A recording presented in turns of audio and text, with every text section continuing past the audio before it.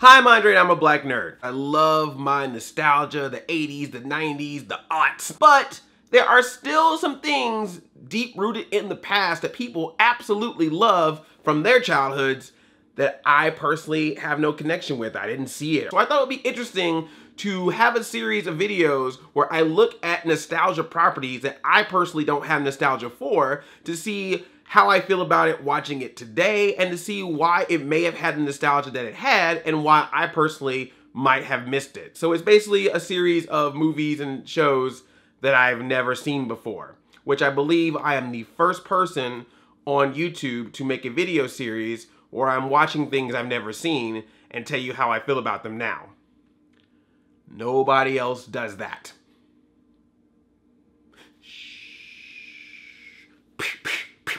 So I figured with Blade Runner 2049 coming to theaters, what better one to start out with than the original Blade Runner? I had never seen it, so I figured why not? Oh, I guess I should say spoiler alert. There may be spoilers in this video from this movie that came out in 1982. Why have I not had a relationship with Blade Runner? I think it was because it was an early 80s film and it was an early 80s rated R film. I was way too young to watch that, and my parents would not have taken me to see that because then it'd be like taking a baby to see It.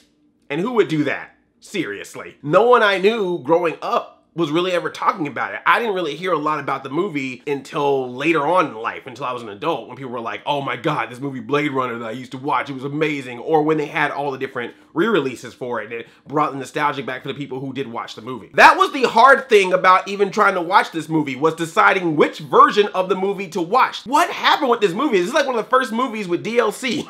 Is there a Game of the Year edition of Blade Runner? So the three main ones that I was able to come across when looking for this movie was the original cut back in 1982, the one that was released in theaters that some people actually don't like as much now because of the other versions, because it included a happy ending, it included some really not so emotional voiceover dialogue from Harrison Ford, really trying to over-explain what was going on in the movie. I did not watch that version, but I watched a montage of all the voiceovers as well as the happy ending, and I was like, okay, sure. I mean, if you didn't have any other versions to compare it to, I'm sure that was fine when it was. So then there was a director's cut that had more of the stuff that was originally supposed to be in the movie. The voiceover is gone, the happy ending is gone for a more ambiguous ending, but it wasn't like, I guess, officially signed off by Ridley Scott. The final cut, which is the one that I watched, the Blade Runner Final Cut Pro X version. And the final cut is also like the Lucasy cut because it apparently has certain scenes where some of the effects were digitally enhanced or altered. When Harrison Ford shot first in this movie, he still shoots first in this movie. They just did some things in the background or some changes to just kind of clean it up a little bit. And you can tell,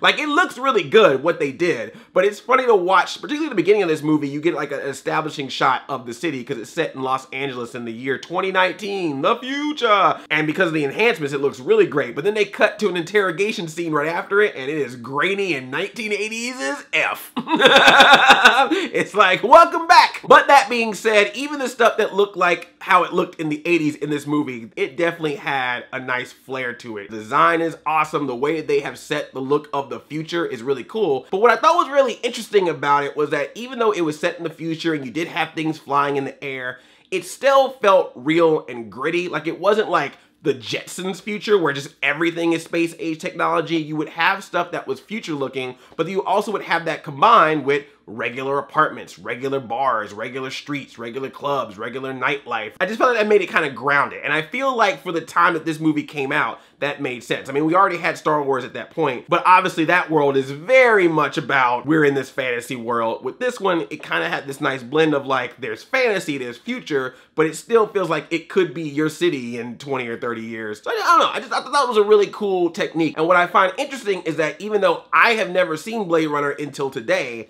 I have seen a lot of movies in the late 80s and early 90s and even up to the 2000s that was clearly inspired by this movie. You can tell that some of the filmmakers obviously grew up with this movie and got inspired by it to make films and then made movies that kind of looked like it in some aspect. Even one of the weirdest movies you would think would be inspired by Blade Runner, the Super Mario Brothers movie.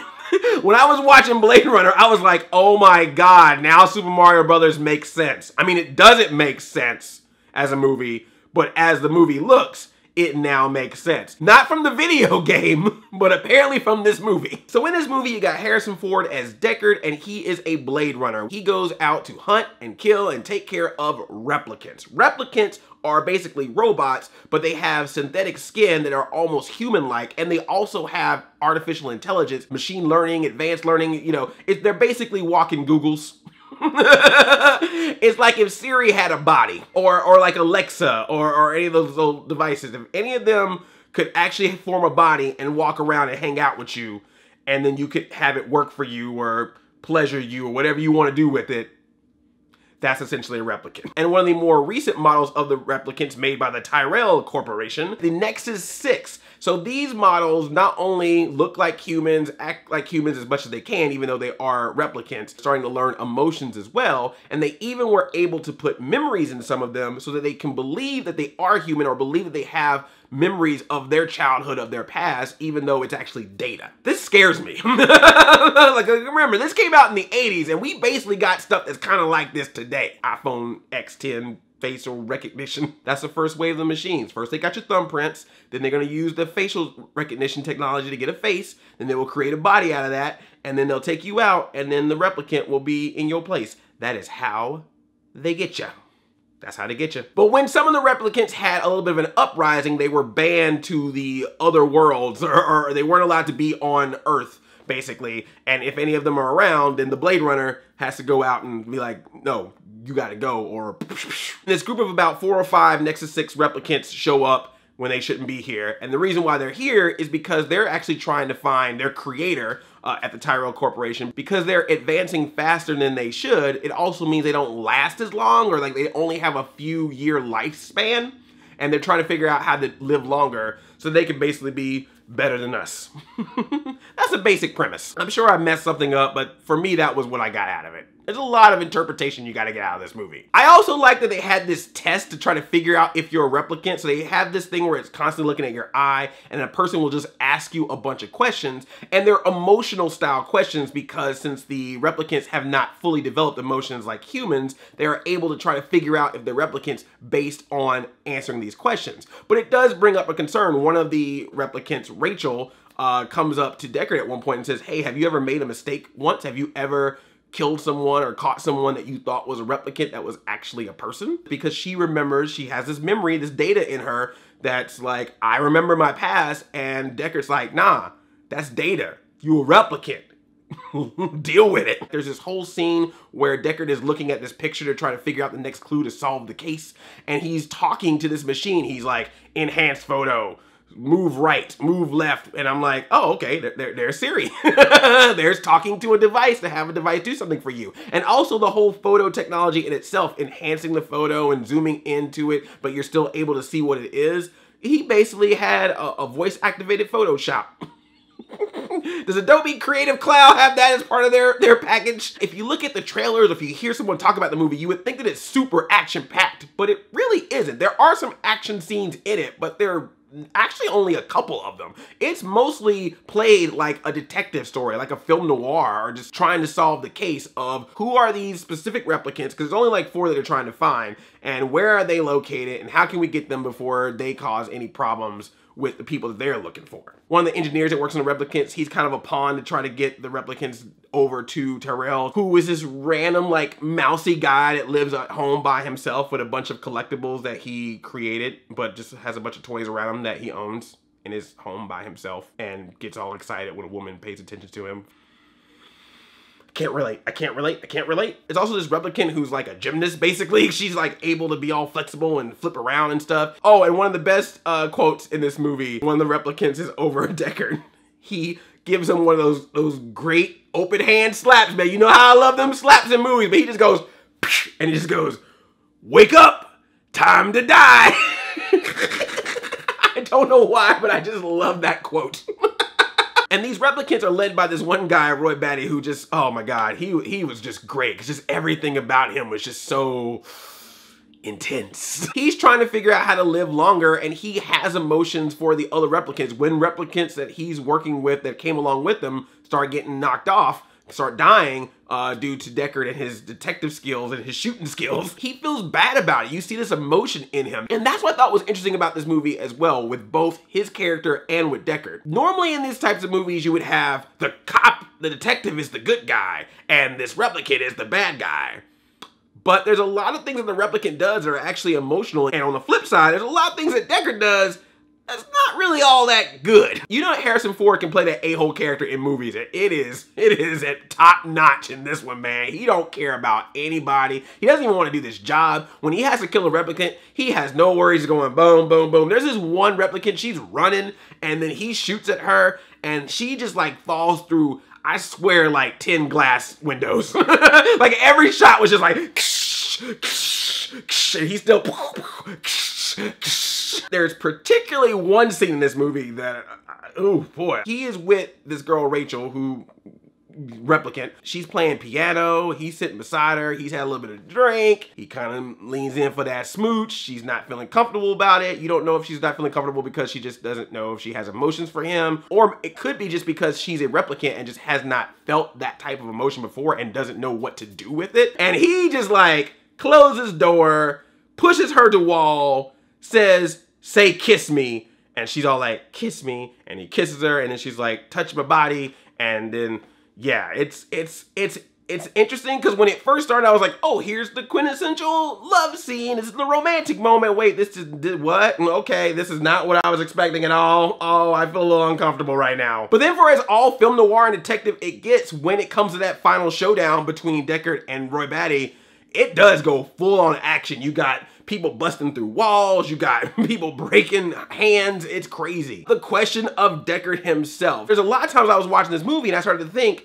wait a minute, I think Deckard, the person, the Blade Runner, the guy that's going out to get these replicants, I think he might be a replicant himself. I had to look this up just to see, like, am I wrong about this? He has this daydream about unicorns, right? And then his partner, Gav, who always talks in these cryptic messages to him, he also likes to do origami for some reason, but one of the times he does origami, it's of a little unicorn. So you kind of get this thing of like, wait, does Gaff know that Deckard is a replicant and he's kind of doing this to sort of subtly say like, hey, I know what's up with you. Hey, all the information you know, I know because you're not really a person. And another thing about the replicants is that sometimes their eyes will glow like this sort of yellowish glow when they're talking or when they're in the dark. And there's one point where Deckard is talking to Rachel and her eyes glow and it looks like his eyes are glowing, but the movie kind of leaves it ambiguous. They never flat out tell you one way or the other, but you could possibly assume that that is the case. And Ridley Scott has even said in interviews, hey, you know, if that's the conclusion you came up with. This makes me very intrigued about how Blade Runner 2049 is gonna go, because Harrison Ford is in this movie,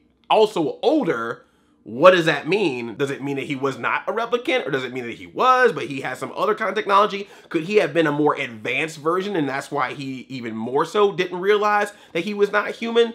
Or maybe he was human and we just were all sham, flim-flam, bamboozled? I don't know. This movie got my brain blowing up. Am I in the right? Am I completely wrong about the whole Deckard thing? Please let me know if you watched this movie, what you thought about it, and if I'm just stupid, because maybe I just didn't read the movie right, like how some people are with other movies. It happens. I don't know if I would say it is like one of the greatest movies I've ever seen. For me, I thought it was a good movie. I don't know if I'll have the hype train of nostalgia for it seeing it now versus if I would have seen it in the 80s, but I can understand someone seeing it in the 80s, particularly people older than me who were of the age to watch this movie and really truly enjoy it. I can totally see why this movie would be a big influence for them, and definitely for future filmmakers. It was one of those early movies to define that sort of nature of what the cybernetic future would look like. And I think it's also interesting that you have a movie that, at least from what I can tell, got better by doing a new version of it than before. I know we make jokes all the time about movies like Star Wars having their special editions, or when they made the walkie-talkies instead of guns for E.T. And is it right or is it wrong for movie directors to go back and make adjustments to movies after we've already seen them and they've been made to the public?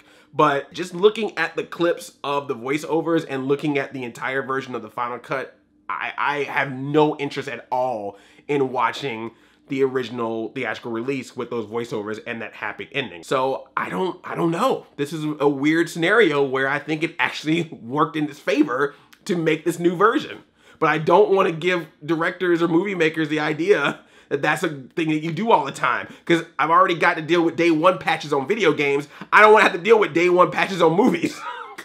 Could you imagine going to the movie theater and the people are like, hey, can you wait about 30 minutes? We got to add this extra scene in. So those are my thoughts on Blade Runner. Have you ever seen this movie? If you have seen it, do you like it? Do you think that it's a great movie? Do you think it's overhyped by nostalgia? Thanks for watching this. If there are ever any movies you would like to see me have a discussion about, whether they are new or nostalgia, let me know in the comments. I love you like a play cousin. I'm Audi 5000, chain chompy yelp.